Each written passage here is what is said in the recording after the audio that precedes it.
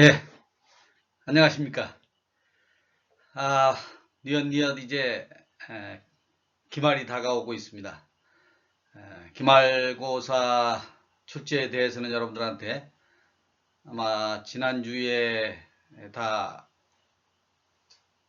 핵심 문제 풀이 해드리고 또 자료도 올려드렸습니다.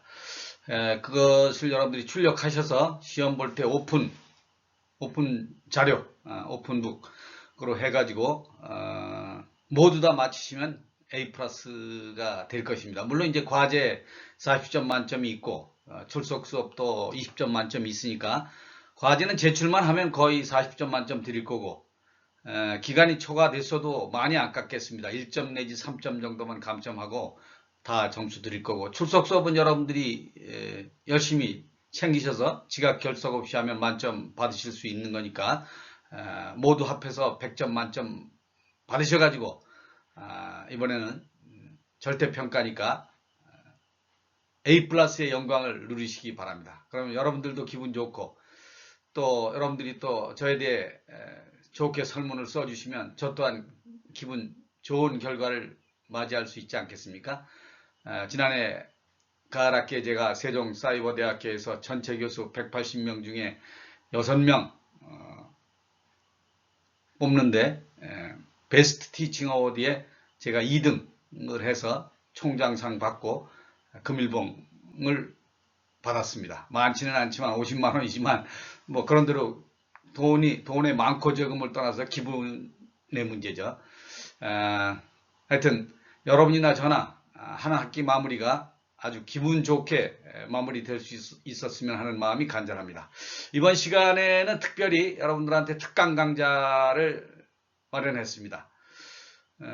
크게 제가 다룰 분야는 세 분야인데 이것을 시간 내에 다 다룰지는 모르겠습니다. 다룰 수 있는 데까지 다루고 안 되면 다음 시간에 마무리하도록 하겠습니다.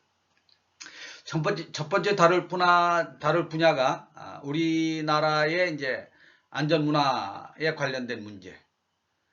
그 다음에 이제 여러분들이 사회 나가서 풍요로운 삶, 보람된 삶, 팬데믹 사회가 되더라도 비대면 사회가 되더라도 취직 걱정 없이 자기가 하고 싶은 일을 하면서 삶을 개척해 나갈 수 있는 요소로서 필수 요소인 빼놓을 수 없는 자격증의 중요성에 대해서 제가 정리를 했습니다.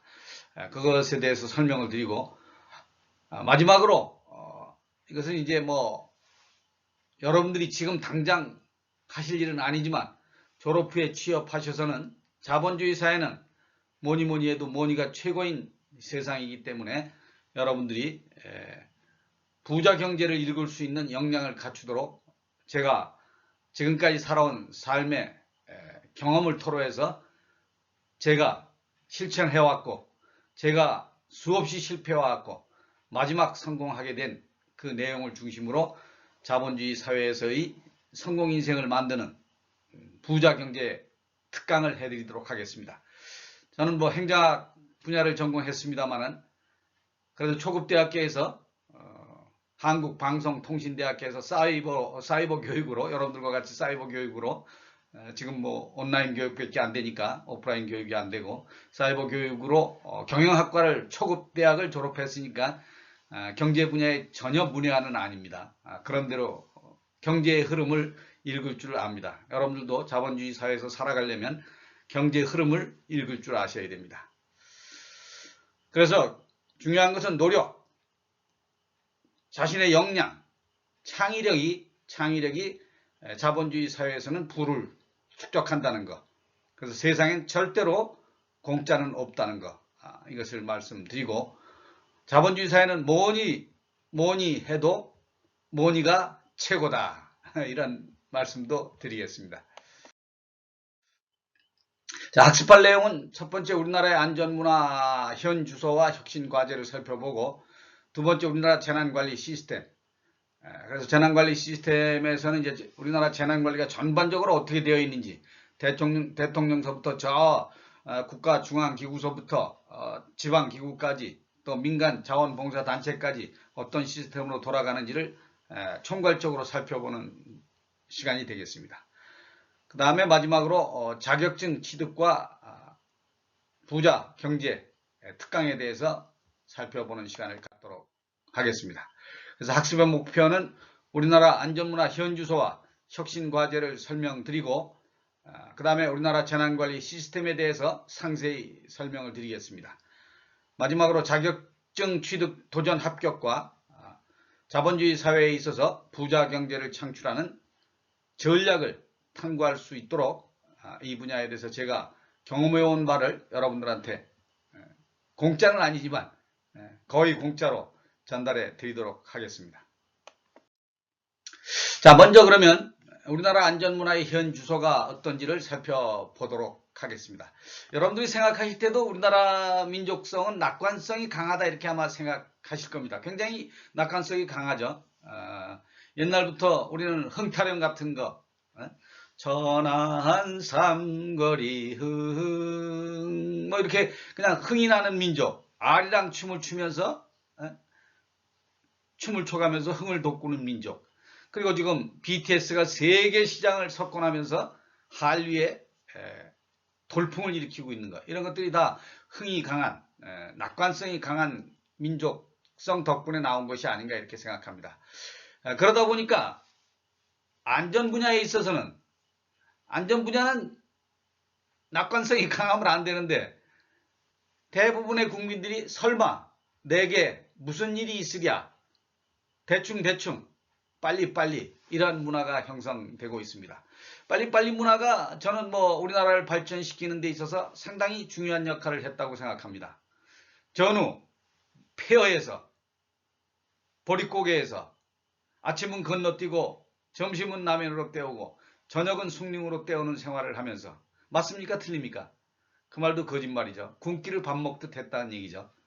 아침을 건너뛰었는데 저녁에 숭늉이 어디 있으며 그때 당시 라면이 어디 있었습니까?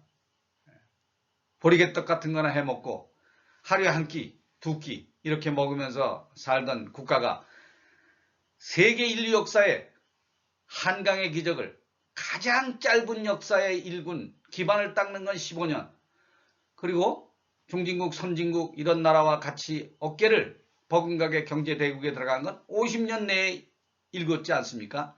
한강의 기적을 일군 독일도 몇 년이 걸렸습니까? 저 유럽 국가들이 몇 년 걸렸습니까? 영국이 산업혁명하고 몇 년 걸렸습니까? 평균 유럽 국가들이 100년에서 200년 걸리지 않았습니까? 미국이 청교도 혁명을 일으키고 몇 년 걸렸습니까? 200년 걸리지 않았습니까? 일본이 메이지 유신, 명치 유신을 하고 몇 년 걸렸습니까? 100년 걸리지 않았습니까? 세계 인류 역사에 어느 나라도 이루지 못한 50년 내에 중화학공업을 일으키고 반도체 세계 1등, 조선 세계 1등, 2등, 자동차 2등, 3등, 4등, 가전 2등, 3등, 4등 잘 나가는 세상에서 세계에서 잘 나가는 물품들이 1등에서 5등에 포진한 나라 일본도 제끼고 일본이 지금 도시반 이런 거 다 망해가지 않습니까? 소니니 이런 거 반도체 회사들 대단한 민족이죠. 그래서 빨리빨리가 좋은 면도 있는데 안전에서는 좋지 않다. 이렇게 제가 강조를 드리는 겁니다. 그래서 결국 이러한 것으로 말미암아 우리 국민들은 사고 유형별로 재난 사건 사고들 많죠. 태풍, 홍수, 지진, 붕괴, 대형화재 등등 침몰 이런 등등 유형에서 대처 역량이 부족해서 사고만 났다 하면 대형 재난으로 확대될 확률이 굉장히 높습니다. 많은 인명피해가 발생하죠. 예를 들면 실제 있었던 세월호 침몰 참사 때 보더라도 사고 인지 시 사고를 인지했음에도 어떻게 됐습니까? 즉시 어떤 행동이 이루어졌어야 돼요? 구명동을 입고 갑판으로 뛰어 올라가서 구명 튜브를 던지고 바다로 뛰어내렸어야 하는 거 아닙니까? 그런데 어떻게 했습니까? 제가 일본의 동영상을 보고 깜짝 놀랐습니다. 거의 1시간에 가까운 동영상인데 고등학교 학생쯤 되어 보이는 학생 3명인가가 커튼이 휘날리는 거, 커튼이 이렇게 45도 각도로 기운 거, 배가 기우니까 커튼들 기울겠죠? 그거를 스마트폰으로 찍어가지고 포노사피언스 시대니까 지금 뭐 스마트폰이 뭐 모든 걸 다 지배하지 않습니까? 지금 인류 사회를 찍어가지고 SNS 생중계를 하는 모습을 보고 깜짝 놀랐어요. 일본에서 그것을 신랄하게 한국이 안전문화가 이렇다는 것을 세계에 타전하는 동영상을 만들었더라고요. 그런 현실이라는 거죠. 대구 지하철 전동차 참사 때도 어쨌습니까? 자, 정신 나간 사람이 휘발유통과 라이터를 가지고 휘발유를 쏟고 라이터를 가지고 불을 붙이려 할 때 어떻게 해야 됩니까? 제가 만약에 그 옆에 있었으면 당장 쫓아가서 2단 접차기로 날려가지고 휘발유통을 뺐고 라이터를 뺏어서 불을 못 질르게 했을 거예요. 어느 누구도 승객 그렇게 한 사람도 없고, 또 전동차 안에는 초기 소화기가 평상시 소화기 한 대가 소방차 100대의 효과를 발휘하는 것보다 더 좋은데 그걸 활용한 사람이 한 명도 없이 전동차 기사가 그 멀리서 가져와서 쓰려니 이미 휘발유가 불 붙으면 어떻게 됩니까? 금방 확산되니까 안 꺼지죠. 진화가. 그러면 어떻게 해야 돼요? 그렇게 해서 안 되면 수동으로라도 문을 열고 비상불 보고 낮은 자세를 취하고 걸음아 나살려라 하고 36개 주행랑을 해서 자기 생명을 살려야 하는데 그렇게 한 사람이 몇 명 안 된다는 거죠. 이런 것들이 바로 우리나라의 안전문화의 안타까운 현 주소라 이거죠. 이거는 교육훈련을 잘못시킨 것도 문제가 있는 거예요. 사실은. 소방에서도 우리가 반성해야 될 일이 아닌가. 국민안전교육, 안전과 관련된 이러한 위기에서 탈출하고 이런 역량은 소방에서 책임지고 했어야 될 일인데 그 분야를 하지 못한 것은 어느 정도 책임이 있지 않느냐 이렇게 생각을 합니다. 저도 부끄럽습니다. 소방본부장 출신으로서 상당히 부끄럽습니다. 자, 또 한번 사례를 살펴보면 지리산 계곡 사망사고 난 것을 한번 보십시다. 자, 일기예보에서 오늘은 태풍, 홍수가 몰아치니까 야영 같은 거 하지 말라고 다 방송을 예보하죠. 그럼에도 불구하고 설마 나한테 그런 일이 있으랴 하고 어떻게 합니까? 계곡에다 텐트를 치고 야영 생활을 하는 거야. 그러면 자, 비가 홍수같이 분당 그냥 수십 미리 수백 미리 쏟아지면 그 급류가 어떻게 됩니까? 사람이 피할 텐트를 걷고 피할 수 있는 시간이 있습니까? 없죠. 텐트를 걷는 게 아니라 텐트를 걷지 않고도 피할 수 있는 시간이 없어요. 그냥 급류에 휩쓸려 죽는 겁니다. 그런데도 불구하고 계곡에다 텐트를 치고 야영을 하다가 순식간에 몰아친 급류로 사망하게 된 거죠. 자, 결국 보면 각종 사건 사고 현장에서 국민들 스스로 자신의 생명을 지킬 수 있는 대처 방법이 몸에 배어 있어야 함에도 국민 안전문화 불감증으로 대부분의 사고 현장에서 패닉 초래로, 패닉이 뭡니까? 호랑이가 물려가도 정신만 똑바로 차리면 되는데 불안과 초조와 공포와 당황 등으로 어떻게 할 줄 모르는 거죠. 어떻게 할 줄을. 패닉 초래로 대형 인명사고 및 재난 피해, 막대한 재산 피해가 발생하고 있는 거죠. 그래서 영국의 BBC 방송은 어떻게 타전했습니까? 삼풍백화점이 붕괴되고 성수대교가 붕괴되고 그러니까 대한민국은 경제기적의 대가로 안전을 희생시킨 국가라고 하는 불명예스러운 방송을 전 세계에 타전하지 않았습니까? 우리가 왜 그런 오명을 뒤집어 써야 합니까? 결국 결론적으로 사건, 사고, 유형별로 우리 국민들은 실전적으로 어떻게 대처해야 되는지, 위기에서 어떻게 대처해야 자기 생명을 살릴 수 있는지를 모르는 거예요. 대처 역량을 키울 수 있는 교육, 훈련 이런 것들을 못 받았기 때문에 우리 소방기관뿐만 아니라 모든 안전을 담당하는 부서에서 국민들이 체험적으로 이러한 교육, 훈련을 받을 수 있게끔 해야 되고 그런 제도적, 법적, 또 체험, 훈련, 시설 이런 것들을 갖춰야죠. 그래서 제가 대한민국 최초로 갖춘 게 어린이 대공원 주차장 공간을 빼앗아가지고 대한민국 최초로 시민안전체험관을 만들지 않았습니까? 그게 이제 그래도 크고 작은 것들이 서울엔 이제 보라매 공원하고 어린이 대공원하고 보라매 공원도 제가 서울 소방방재본부 기획팀장 할 때 1400평 부지 그 고수가 보이는 거기에 1400평을 확보해 놓은 거 가지고 지은 거 아닙니까? 그리고 전국에는 크고 작은 거 합해서 38군데가 2020년 말 현재인가 확보되어 있고요. 일본은 제가 25년도에 서방대학교에 구조과정 교육을 받으러 갔을 때 무려 전국의 시정촌 단위에 175군데나 설치가 되어 있었어요. 지금은 얼마나 많이 늘었겠습니까? 우리도 적어도 시군구별로 두세 개씩은 만들어서 원하는 국민 누구나 거기에 가면 지진 체험, 화재 체험, 태풍 체험, 홍수 체험 이런 것들을 다 해서 위기 상황에서 자기 생명을 살리고 자기 친척, 자기 주변 사람들을 살리고 사회안전망을 구축하는데 모든 국민이 앞장설 수 있게끔 앞장설 수 있게끔 그런 교육훈련 체계가 절실하다는 것을 통감합니다. 자, 그러면 안전제일 대한민국이 건설되어야 되는데 안전이 도대체 뭐냐?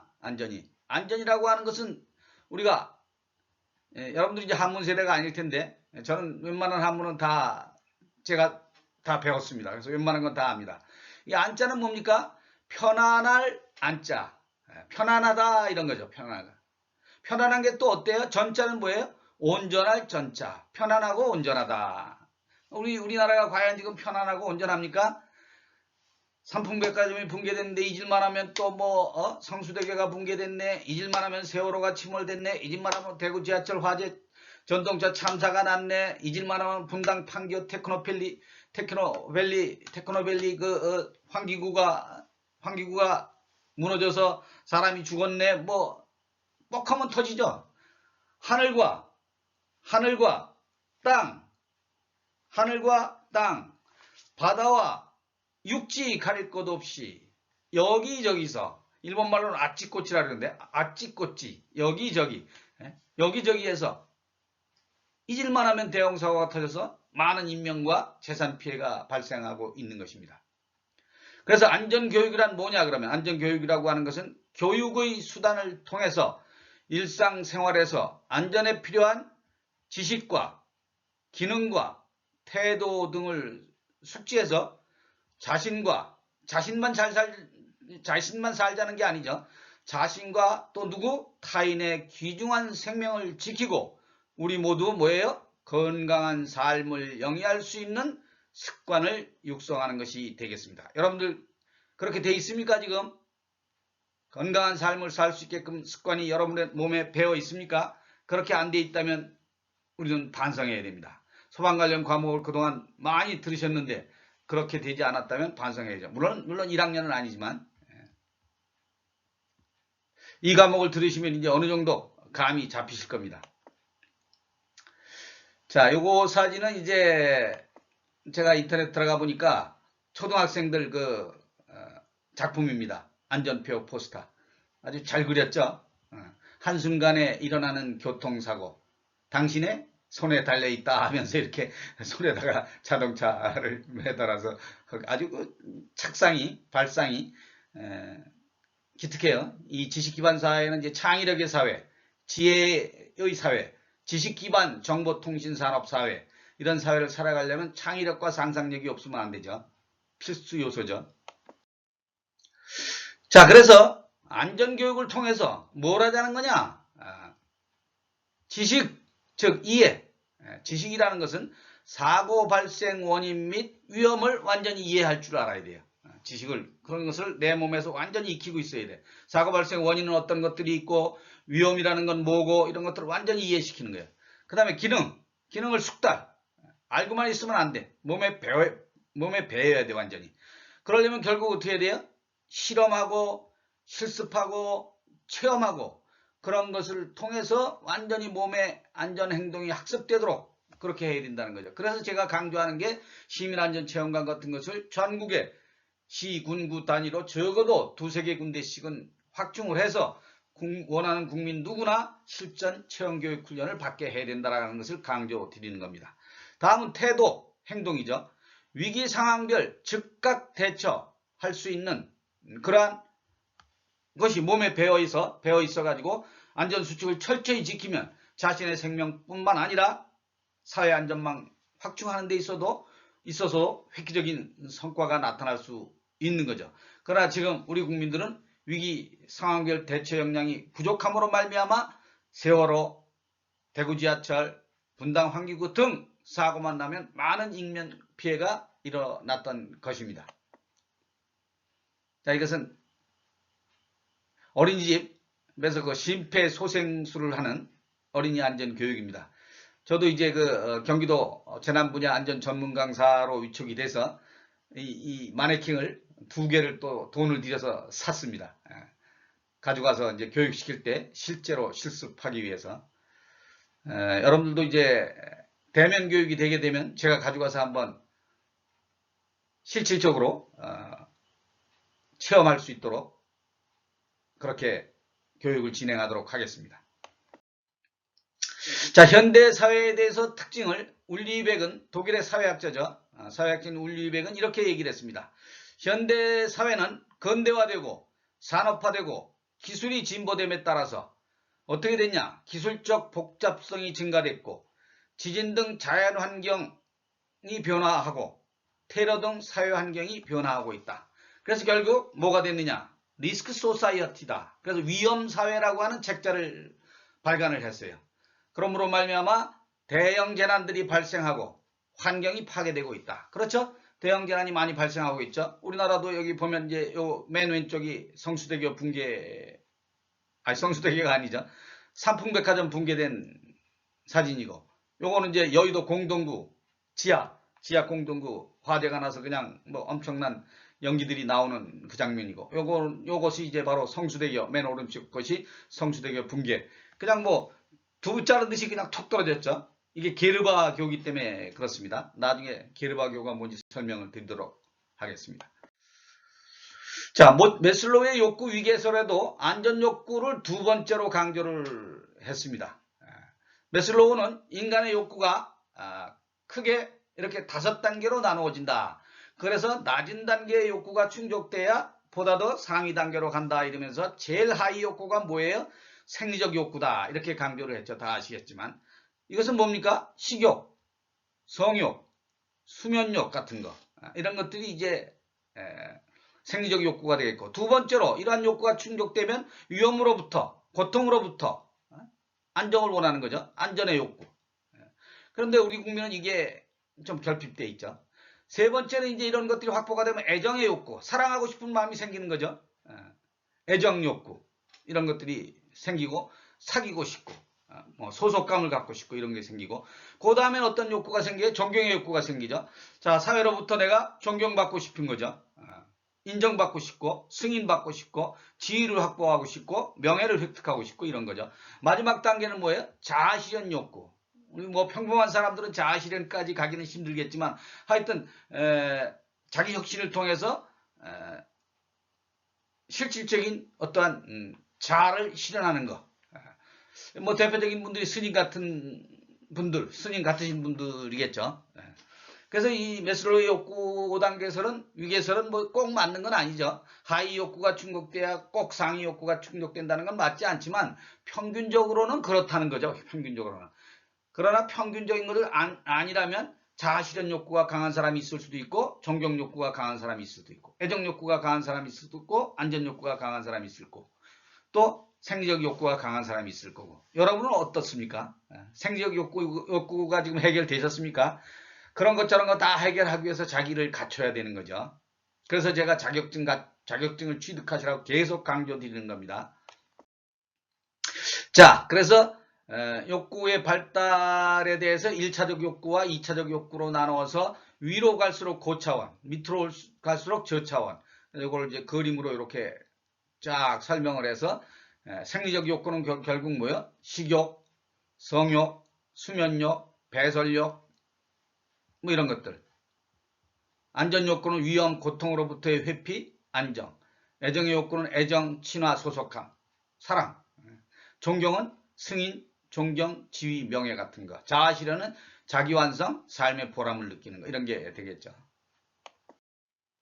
자, 재난이론으로서 하이니의 재해법칙이 있습니다. 일종 도미노 이론이라고도 하고, 또 이런 1대 29대 300 법칙이라고도 합니다. 요 1, 29, 300. 이게 무슨 소리냐? 하나의 중대한 재해가 발생하기 위해서는 29번 정도의 경상과 300번 정도의 아차 사고가 반복되는 것을 방치했을 때 한 건의 중대재해 정도가 발생한다는 통계적 결과치를 만들어낸 겁니다. 이 한이라는 사람은 미국의 보험회사의 관리부장이었어요. 하도 보험사고가 자주 나니까 이걸 규명을 해봐야겠다 해가지고 규명을 한 결과가 이렇게 된 겁니다. 그래서 이러한 것들 중대한 재난을 막기 위해서는 29번, 300여 번의 경상과 아차 사고 같은 것들이 발생했을 때, 증상이 있을 때 그 원인을 제거하면 중대 재해 재난을 막을 수 있다 이런 거예요.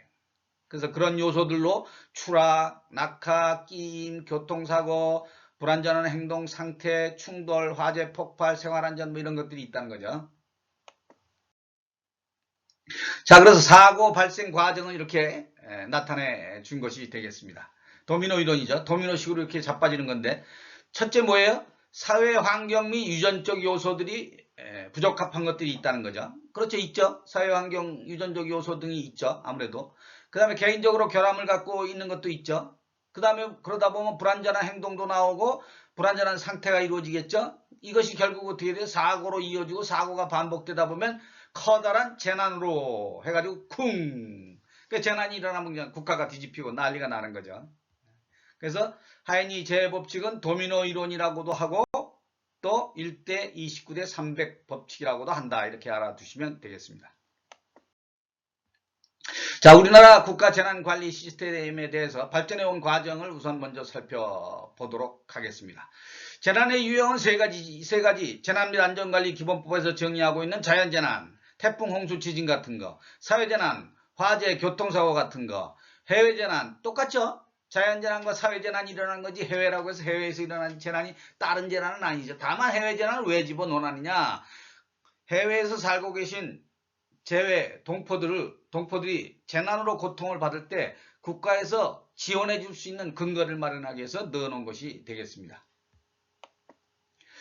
자, 우리가 대한민국은 1967년도에 풍수해 대책법이 제정이 됐습니다. 최초. 그 다음에 95년도에 재난관리법이 제정되었었고 95년도 12월 6일날 자연재해 대책법으로 명칭이 풍수해 대책법이 바뀌었고 1975년에 민방위 본부가 창설됩니다. 인도지난 사태를 계기로 해서 민방위 본부가 창설됐다가 95년에 명칭을 좀 격상을 시켰죠. 민방위 재난통제본부. 민방위 본부 그러는 것보다 좀 그럴듯하지 않습니까? 민방위 재난통제본부 그러니까.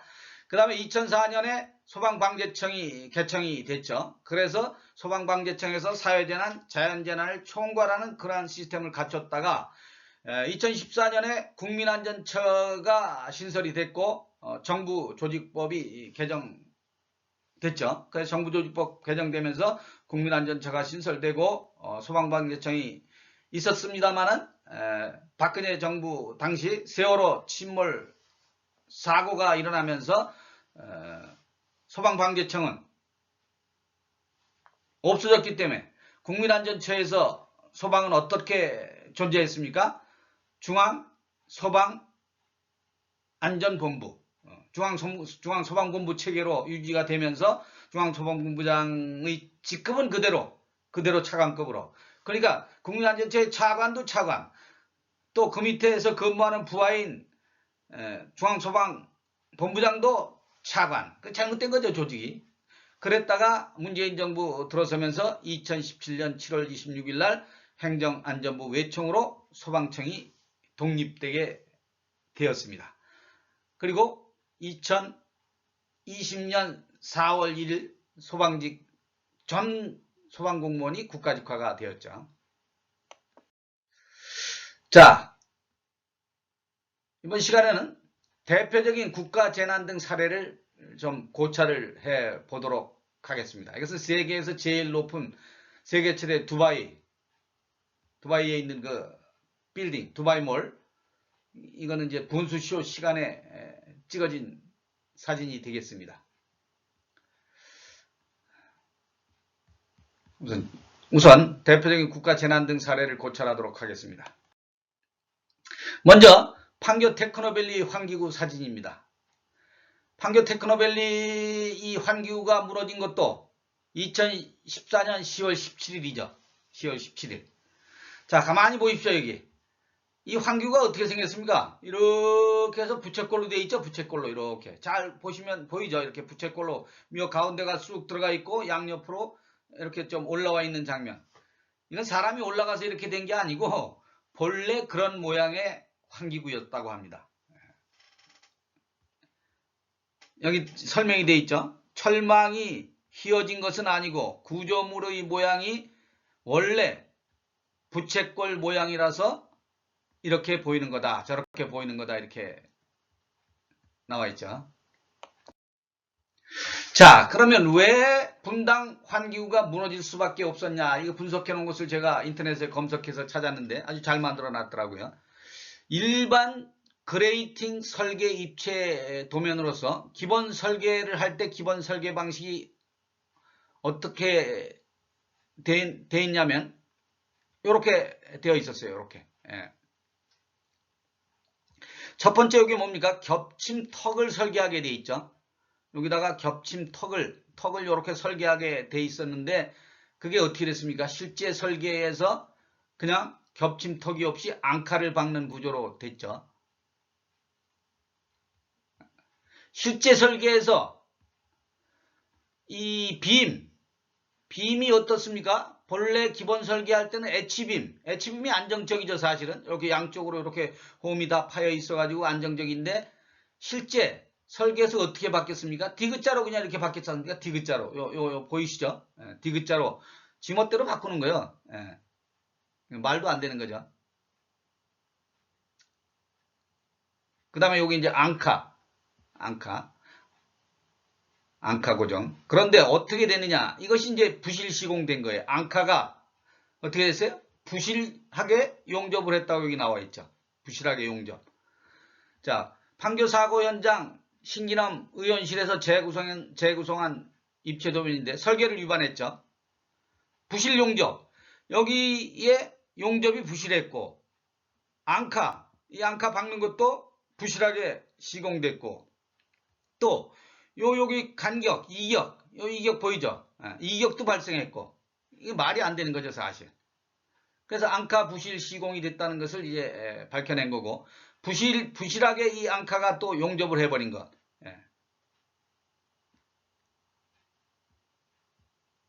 여기 보면 이제 이거는 니은형 철물이 앙카를 시공하지 않아서 콘크리트와 고정되지 않은 거죠. 앙카하고 이 니은형 철골하고 어떻게 됩니까? 완전히 떨어지지 않게 뭐 이렇게 고정을 시켜야 될 거 아닙니까? 나사목 같은 거로 그런 것들이 안 됐다는 거죠. 그래서 요것이 이제 사고 현장 부실 시공 앙카죠. 그러니까 무너질 수밖에 없게 만든 구조인데 거기에 그 많은 사람들이 왜 올라갑니까? 거기 난 겁나서도 못 올라가겠는데 말이 안 되는 거죠. 말이 안 되는 거예요. 자, 이 보십시오. 판교 테크노밸리 행사장의 운집한 군중들 그냥 개미떼같이 발 디딜 틈도 없을 정도로 운집해 있지 않습니까? 참 기가 막히죠. 더 기가 막힌 사진. 자, 우선 조치한 사항. 참사 확정 판결이 나서 사망이 이제 16명, 부상이 11명을 나게 한 것에 대해서 법원에 판결이 나왔는데 시공 원청업체는 어떻게 되느냐. 현장 소장이 금고 2년 6개월에 벌금 200만원. 공정관리 책임자인 차장이 금고 2년에 벌금 200만원. 하도급 업체 대표도 징역 1년. 재하도급을 줬어. 하도급에 또 재하도급을 줬으니 말이 됩니까? 자, 원청업체가 하도급을 주면 돈을 띄어먹고 줄 거 아닙니까? 10%든 20%든 자기들 이익 남기고 그 하도급 받은 사람이 또 하도급을 주려면 자기도 또 10% 띄어먹고 할 거 아닙니까? 재하도급 업체는 또 공사를 하려면 그 돈 다 띄어놓는 적은 돈을 갖고 자기도 남겨야 되니까 실제 시공을 할 때 제대로 시공이 되겠습니까? 안 되는 거죠. 그래서 실제 시공한 시공업체 대표는 징역 10개월에 벌금 200만 원을 받았어요. 건축감리업자는 금고 1년을 갖고 깜빡 모습을 제가 감옥을 쳐봤던 이런 화면이 나와서 한번 넣어놔봤습니다. 그 다음에 이데일리 TV가 이제 행사를 주관했는데 그때 이데일리 TV가 행사를 주관을 했습니다. 총괄본부장은 1심에서 근고 1년, 2심에서 집행유예로 감형이 됐고 관계자는 1심에서 근고 1년, 집행유예 2년, 2심에서 감형이 됐습니다.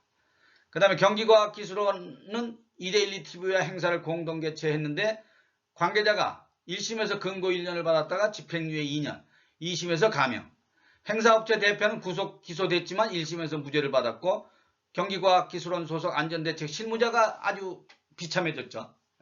경찰 조사 직후에 3시간 만에 어떻게 했습니까? 가족한테 편지를 미안하다는 편지를 남기고 아들, 딸들한테 자녀들한테 미안하다는 편지를 남기고 3시간 만에 스스로 목숨을 끊는 그러한 안타까운 일이 있었죠. 자살한 거죠. 이것은 이제 중국 교도소 한국인 인권 실태 저희 아이를 도와주세요 하면서 하는 끔찍한 장면. 공산주의 사회는 사실 민주주의 사회보다 이 교도소 생활들이 더 힘들어요, 사실. 김정은이 밑에 있는 그 국민들이 지금 얼마나 고통받고 있습니까? 굶어 죽는 사람이 부지기수고 감옥소에 가서 생활하는 사람들이 부지기수인데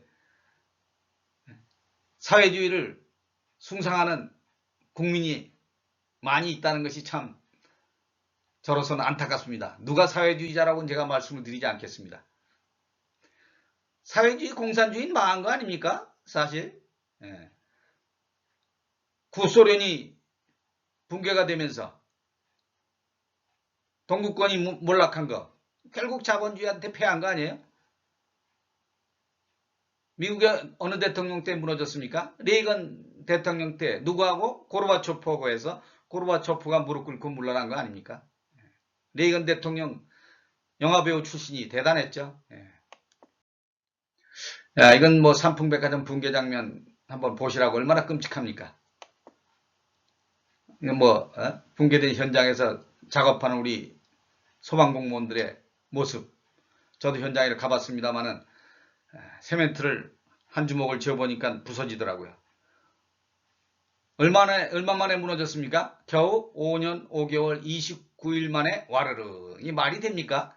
세면은 세월이 갈수록 더 견고하게 굳어야 되는 거 아닙니까? 근데 이게 말도 안 되는 거죠.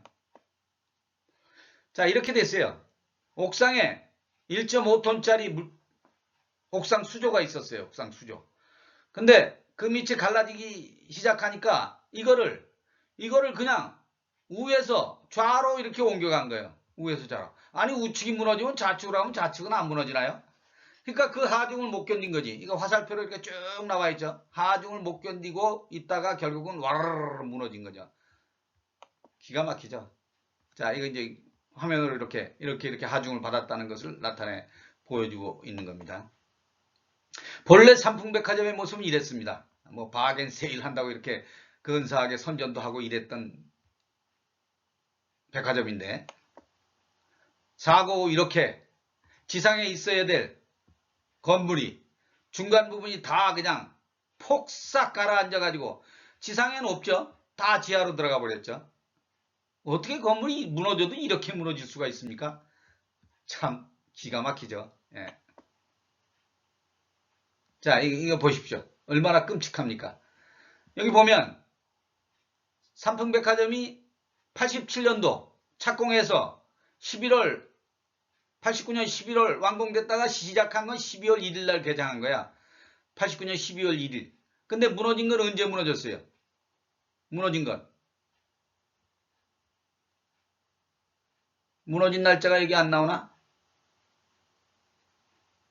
94년 10월 구조변경공사, 94년 11월 서초구청이고 건축물 판정, 95년 6월 29일 오후 5시 50분, 여기 나오네. 95년 6월 29일 오후 5시 57분, 삼풍백화점 붕괴, 사망 502명, 부상 932명, 실종 6명. 그러니까 딱 뭐예요? 겨우 5년 5개월 29일 만에 와르르 무너진 거예요. 그래서 삼풍백화점 이준 회장에게 징역 7년 6월이 선고됐죠. 철거는 99년도에 완료가 됐고 참 안타깝습니다. 그래서 이제 현장 구조 활동하는 모습들이 이렇게 나와 있는 장면이 되겠습니다. 다음은 세월호 침몰 참사를 한번 살펴보도록 하겠습니다. 우선 통계관리부터 이렇게 시간대별로 막 그냥 오락가락 개판이 됐었죠. 예? 이 말에 처음에 보고는 477명에 무려 구조를 368명 했다고 보고를 했다가 어떻게 됐습니까? 오후 3시 1시 30분이니까 딱 1시간 30분 만에 그냥 180명으로 줄어버렸어. 그럼 반이 더 줄은 거야. 에? 구조된 인원이. 이게 말이 됩니까? 그러다 또 줄었어. 4시 30분에 164로. 그 다음에 이제 174, 179, 174, 172. 최종 구조가 172명. 그 다음에 총 탑승한 인원이 476명. 그래서 결국 어떻게 됐어요? 304명 사망 실종. 전체 탑승자는 476명. 그러니까 대표적인 침몰할 수밖에 없었던 사연은 화물 가적, 고박 불량, 무리한 선체 증축, 조타수의 운전 미숙 등 이런 것들이 되겠죠. 나중에 자세히 설명이 나오면 제가 말씀을 드리도록 하겠습니다. 자, 우선 뭐가 문제입니까? 세월호 침몰 사고가 인재인 이유가 뭐겠어요? 첫 번째 뭐예요? 20년 된 노후 선박을 2차례에 걸쳐 개조했다는 거죠. 그걸 떠나서 이 세월호가 어디서 사온 겁니까? 일본 놈들이 10년 쓰고 버리는 거 싸게 사온 거 아닙니까? 일본에선 못 쓴다고 버리는 걸 사다가 이거를 2차례나 개조하면서 무단 증축하고 이랬으니 이게 되겠습니까? 말이 안 되는 거죠. 또 6,825톤급 세월호의 출발 전 점검 시간 13분에 불과했다. 이게 말이 됩니까? 점검 시간이 13분. 이게 말이 안 되는 거죠.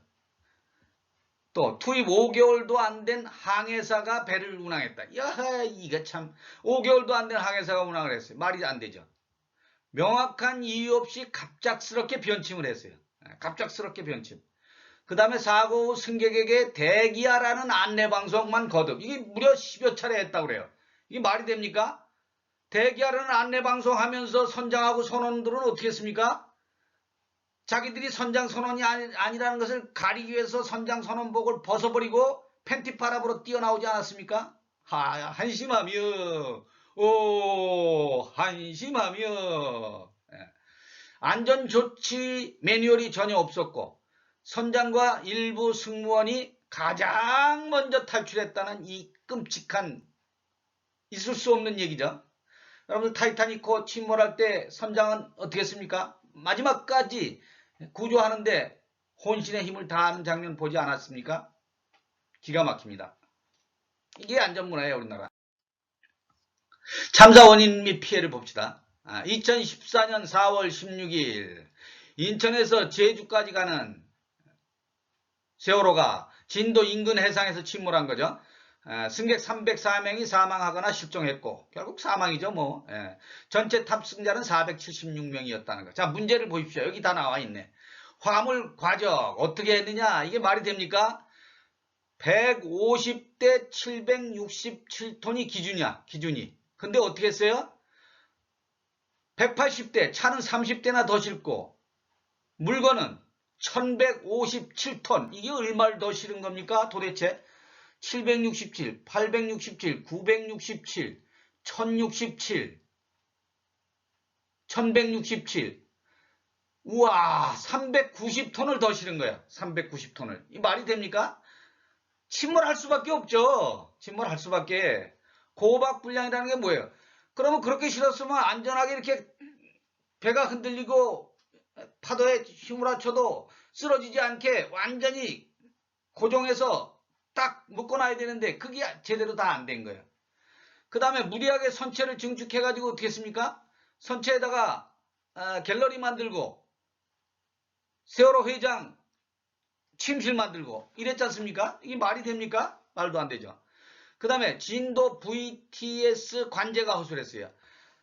아니, 배에서는 진도에다가 관제를 해야 되는데 제주도에다가 송시를 했더라고요. 이거 말이 안 되죠. 그러니까 초기 대응 시간이 허비된 거예요.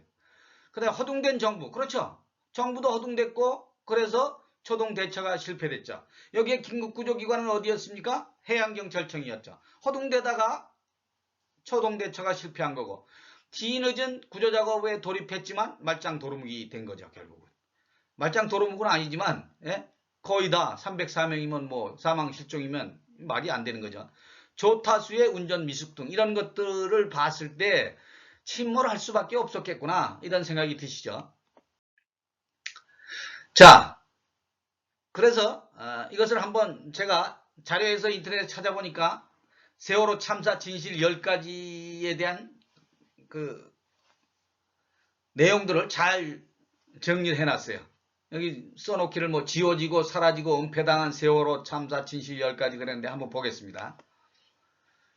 단원고 박수현 학생이 어땠느냐. 세월호 4층 판례지 19층 객실에 있었다. 탈출하기 위한 마지막 몸부림으로 침대용 철제 사다리를 철문을 향해 여러 번 던졌으면 자 철제용 사다리를 어떻게 철문을 향해서 계속 살고자 던졌는데 어떻게 두꺼운 창문은 끝내 깨지지 않은 거야. 예. 아, 참. 철제 사다리 가지고 깨려고 해도 안 깨진 거야. 그걸 깨고 나오려고 했는데. 아버지 박종대 씨는 참사 후 2년 동안 매일 새벽에 일어났다. 아들의 방에서 기록을 읽고 전국을 돌아다니며 기록을 모았다. 침몰하는 배를 지켜본 어민을 만나고 국회에서 위증하는 공직자의 법정에서 발행하는 선언의 발언을 모두 받아 적었다. 발뺌하는 법정에서 발뺌하는 선언의 발언을 모두 받아 적었다. 인권활동가, 변호사, 의사들이 모여서 만든 재단법인 진실의 힘도 힘을 모았다. 그렇게 입수한 15만 장, 엄청나죠? 기록이 15만 장 가까운 기록과 3TB 분량의 자료를 분석해 698쪽에 이르는 세월호 그날의 기록을 펴냈다. 이야, 참. 자, 진실 1. 선원들이 승객 퇴선 명령 없이 탈출한 이유가 뭐냐? 애초 선장 이준석은 경황이 없어서 1등 항해사 강원식은 경비정에 승선한 다음에 승객들이 생각났다. 이렇게 얘기한 거예요. 경비정에 승선한 다음에야 승객들이 생각났다. 이 말도 안 되는 거죠. 거짓이었다. 세월호 1등 항해사 신정우는 외부와 나는 최종 교신에서 경비정 한 척으로는 부족하다고 말했다. 1, 2, 3 경비정 한 척으로는 선원들의 구조 순서가 돌아오지 못한다.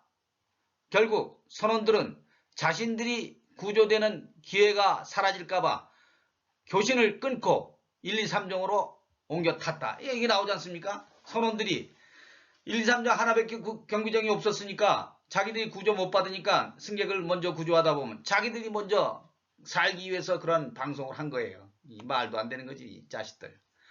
1, 2, 3정은 결정적 순간 어떻게 했습니까? 구조를 멈췄죠. 자, 참사 현장에 도착해 먼저 선장과 선원들을 찾았다. 1, 2, 3정이 찾았다. 찾으면 뭐래? 나온 사람 맨 먼저 나온 게 선장하고 선원인데 그 신원 파악을 했어야지. 당신 신원이 뭐냐고? 그것도 파악 안 했죠. 구조의 ABC도 안 지킨 거예요. 승객 구조는 이들 협조를 받아야 효과적이다. 하지만 결정적 순간 1, 2, 3정 정장 김경일은 태도를 바꿔 멀찍이 떨어진 채 세월호를 바라보기만 했다. 이 기가 막히죠. 그 결과는 우리가 이미 알고 있다. 감사원도, 검찰도, 4.16 세월호 참사 특별조사위원회도 이 점에 관심을 두지 않았다. 하하, 이게 참 기가 막힙니다. 진실 3. 진도 VTS가 승객 퇴선을 명령하지 않은 이유. VTS 해상교통관제센터는 세월호와 교신한 유일한 해경이다. 하지만 침몰하는 세월호의 승객 퇴선을 명령하지 않았다. 이게 말이 됩니까? 감사원 조사 결과 진도 VTS에서 세월호 선장에게 승객을 퇴선시키라고 지시했는데 세월호가 침몰하지 않는 상황이 발생해 결국 진도 VTS의 지시에 따라 퇴선한 사람들이 죽거나 실종되었다고 가정할 때 그의 책임은 누가 지겠나? 그들은 책임질 일이 두려웠다 이거죠. 진실사 마지막 119 신고 전화 기록이 사라졌다. 이거 말도 안 되는 거죠. 119 전화하시는 거 이게 왜 이랬나? 뭐 조작인가? 참 저도 이해가 안 가요. 감사원과 국회에 제출된 119 신고 내용에는 4월 16일 오전 9시 23분이 마지막 신고 기록. 하지만 단원고 학생들은 오전 10시 17분까지 가족들과 카카오톡을 주고받았어. 10시 10분에는 전남 119에서 박모모 학생이 문이 잠겨서 못 나오고 있다고 한다는 지시도 내려갔다.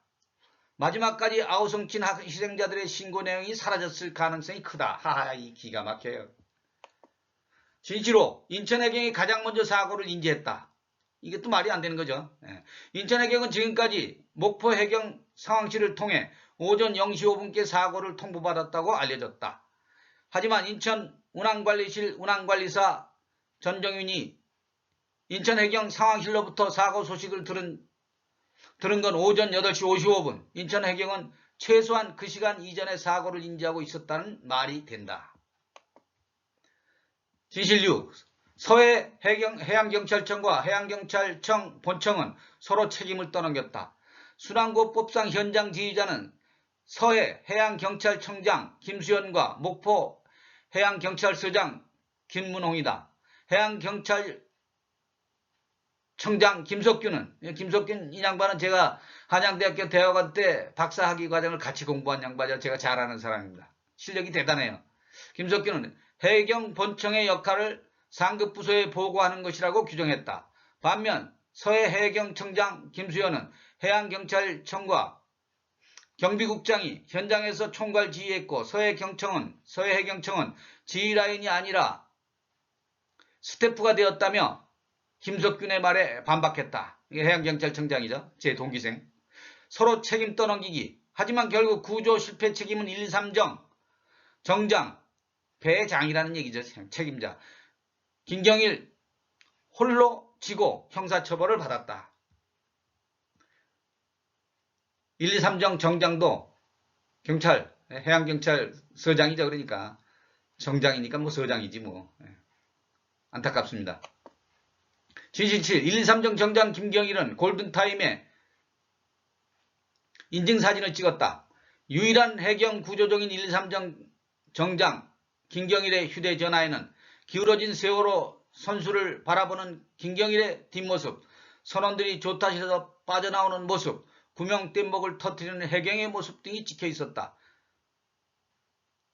체증 사진이 아니었다. 정장 배의 선장을 아마 이제 그 서장이 아니고 배의 선장 김경일 씨는 배를 123정 정의 책임자가 김경일 씨였던 겁니다. 8번째, 정장 김경일은 심지어 인터넷에도 접속했다. 세월호가 크게 기운 오전 8시 49분부터 오전 10시 30분 세월호가 침몰할 때까지 101분 동안 휴대전화를 통해 인터넷에 8차례 접속했다. 아하, 참 안타깝네요. 급박한 구조작업 동안 그는 과연 무엇을 검색했을까? 아하, 참. 9번, 진실 9. 승객들에게 선내 대기하라는 방송 10번 넘게 집요하게 했다. 이거 말이 됩니까? 선내 대기하라고 10번 넘게 했다는 거? 그럼 내용 읽어볼 필요도 없겠습니다. 아, 기가 막혀. 네. 그리고 도망가? 팬티바람으로? 나쁜 놈들. 진실열, 해경, AIS, 선박 자동 식별장치 했던 이동중 표시. 사고 발생 직후 세월호가 병풍도 북쪽 해상에서 멈춘 채 표류하던 시각. 해경, AIS에는 세월호가 이동 중인 것으로. 이게 말이 됩니까? 사고가 났는데 무슨 이동 중이야. 아이고. 목포 해경 상황실뿐 아니라 해경 본청 상황실도 이렇게 알고 있었던 거고, 세월호 사고를 목격한 톨라 에이스호 선장 문예식은 세월호 AIS가 꺼져 있었다고 증언했다. 무슨 일이 있었을까? 참 기가 막힙니다. 이랬으니 뭐 이런 숱한 지술과 진실이 파생한 추가 의혹에 대해 우리는 과연 세월호 참사를 제대로 알고 있다고 할 수 있을까? 엄마 뭐야 이게 도대체? 아이고 안타까운 말이 써 붙어 있네요.